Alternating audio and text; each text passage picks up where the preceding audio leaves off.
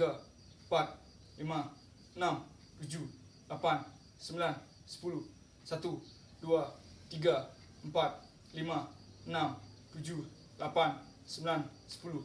Selanjutnya akan dilakukan pemberian nafas bantuan oleh teman saya sebanyak 2 kali. Kemudian apabila AED sudah datang, maka kita akan menggunakan AED.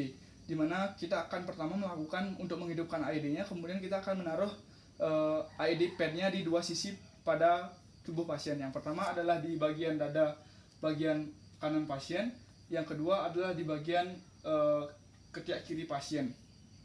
Setelah itu, setelah AED tersambung dengan pasien, maka kita akan menerima instruksi dari AED untuk melakukan langkah selanjutnya. Setelah memasang AED, maka kita akan mendapatkan instruksi dari AED. Sesuai dengan kasus, pasien mengalami PEA atau pulse electrical activity, di mana berarti iramanya non stable, dan saya akan melakukan RJP. 1, 2, 3, 4, 5, 6, 7, 8. RJP dilakukan kembali dengan siklus 30/2 sampai pasien sadar atau indikasi dihentikannya RJP. Selama melaksanakan ini, saya akan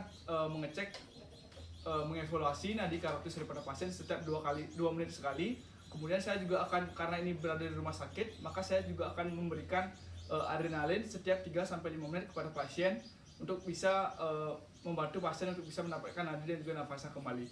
Setelah dilaksanakan RJP, ada beberapa indikasi di mana RJP dihentikan. Yang pertama adalah jika 30 menit sudah dilakukan BLS tidak ada perbaikan. Kemudian yang kedua, apabila penolong sudah kelelahan ataupun pasien sudah sadar. Baik, sekian video mengenai bantuan hidup dasar yaitu RJP. Terima kasih.